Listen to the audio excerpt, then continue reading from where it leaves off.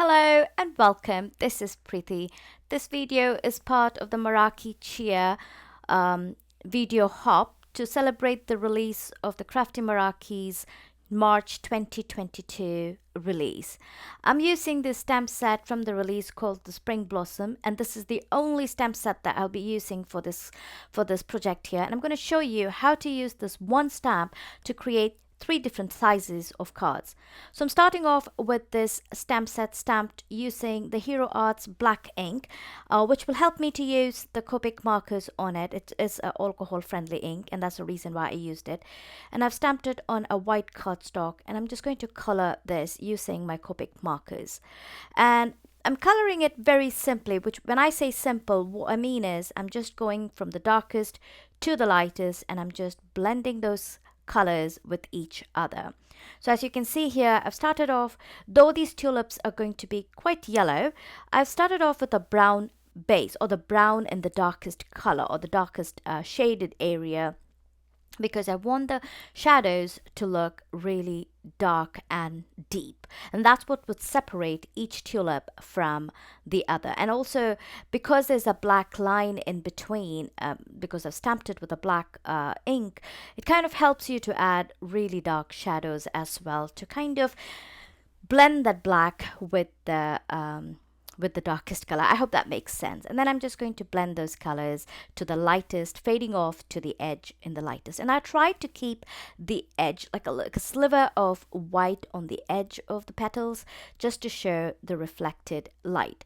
So as I'm coloring, I just want to talk to you about this release. So as I said earlier, this video hop is part of the Crafty Meraki's Meraki Chia release for March 2022, and Crafty Meraki also has an amazing giveaway in order to celebrate this release. And the giveaway is $100 for the products from Crafty Meraki's store gift card, $100 gift card for one lucky winner. And all you need to do is leave a comment below in the description box below. But I have other details as well as how you can be a part of this giveaway in the description box below. So please please don't forget to check that out, because it is a wonderful gift. I love Crafty Meraki products, and they really have some good quality products, and they do carry quite a bit of amazing products in their store as well. So take a look at that, and I'm sure you won't regret it. And I hope you enjoy the hop today, because there's some really amazing crafters in this hop today, and they all have really stunning styles and designs to show you. So make sure you hop along and enjoy. Have a great drink in your hand, or whatever you like to do while you're watching. Do that and enjoy your Monday hopping along, and just kind of treat yourself to the beautiful designs and videos these amazing crafters have created. Anyway, as I have blathered around along, what I wanted to say is I've just finished coloring the entire tulip here, and I'm just going to fussy cut. Now, there is a die available for this stamp set. I happen to not have it, so I just fussy cut that using a scissor, and I've kind of done multiple of these tulips so I can use them on the three different cards. Now I'm starting off with the standard card size here. And the standard card size is just 4¼ by 5½, which is something which we very commonly use for card making. So that's why I started off with the first one here. And all I'm going to do for the background is take some Distress Oxide inks here. I've taken three different colors in a shade of pink, like a peachy color, and then yellow. I just wanted that spring feel to it. So I'm just going to blend that color just on the left corner, or the left edge, the top, bottom, and the side, on the left side of the cardstock.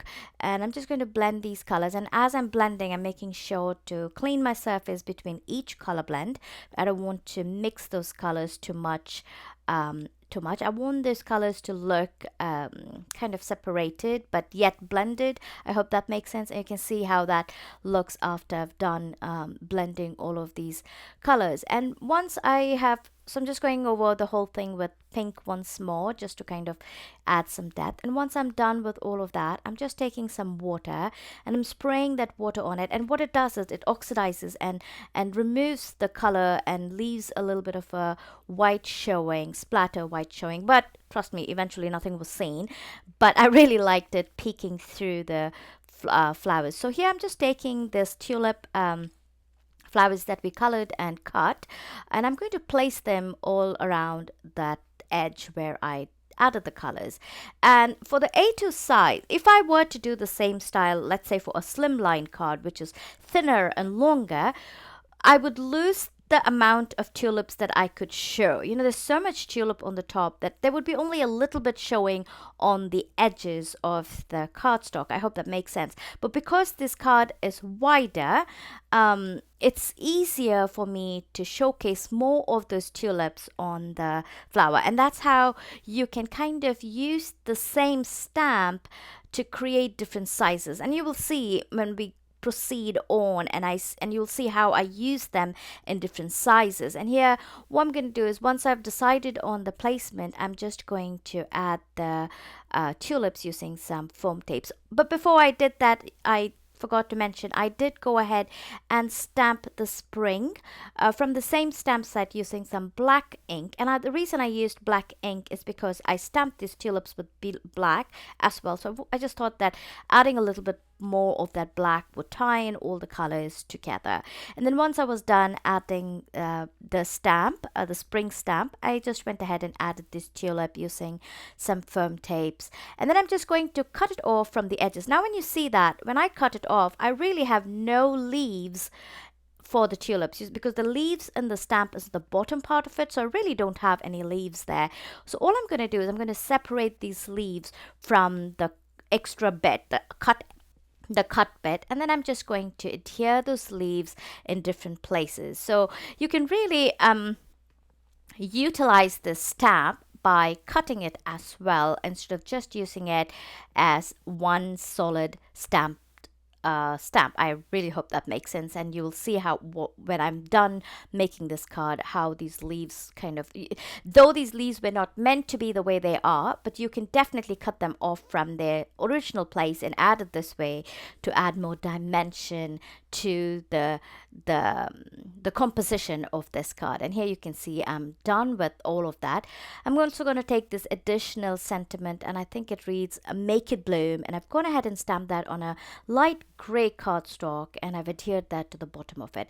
And then I've had this for a long time. This is some lacquer paint or lacquer drops from Hero Arts. It's really old. I've had it in my stash, and that pink really matched the pink from the Distress Oxide ink. So I went ahead and decided to add those drops in a scattering on this card. And then after I did add that, I also added the new Meraki opal gemstones, and this one is the ivory, and I added that in a scattering, some on top of the flowers and some on the background of the cardstock.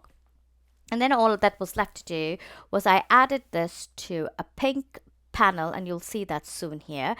And I was being very careful because I added the lacquer and I didn't want to touch it, and it was still wet, so I was being very careful, and I added that to this pink cardstock.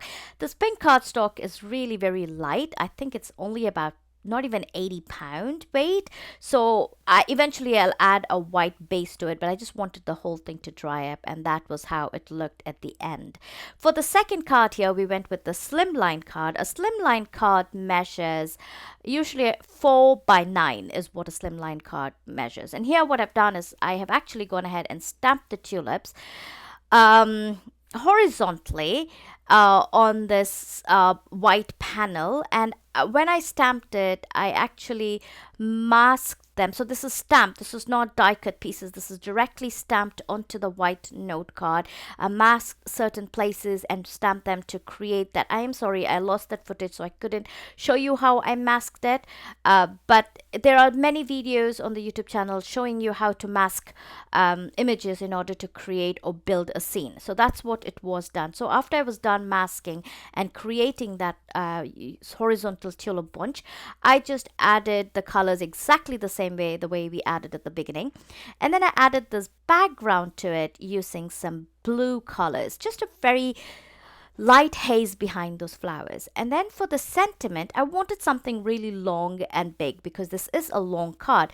So I took this Believe stamp from the Believe in Miracles Meraki stamp set, which is an older stamp set, and I stamped that Believe using a black ink, again to tie in that black color that I used to stamp the tulips. And then for the additional sentiment, I went ahead and stamped that with that same gray cardstock on black ink, and I added that strip at the bottom. And you can see that sentiment strip is quite long, and that helps with that slimline size, so it's about sizing your stamp, even though the stamp size is the same, but how many multiplying the amount of stamp times you stamp it, the positioning it in a different way. You can really use the same stamp set to create different sizes. What I'm trying to say is you don't necessarily need to have a stamp specifically made for a slimline size or an A2 size or a mini slimline, because you can really take your regular stamp set and use it in different ways to use it in different compositions for different sizes. I hope it makes sense. And then for this card here, I just used a blue base, and you also saw me using a blue lacquer pen in this one, and also this opal gems. Finally, for the third size, which is the mini slimline card, which is usually 3.25 by 6 inches. So I've just taken a white cardstock here, and here I'm going to use the entire stamp set, so the entire tulip stamp set, and it works beautifully. The height, the width of that stamp is so pretty that it works beautifully for a mini slimline die. And I wanted to keep the background very simple, so all I did is added some black splatter, dried it up really well, because I didn't want to add anything more to this background. Again, because this is such a small size card, you don't want to really fill it up, and the stamp is a good size as well, so you don't want a whole lot of anything happening, and the stamp really needs to be the hero of the focus of this card. I hope that makes sense. And then I just added that using some foam tape, and then I cut the extra bit off from the edge.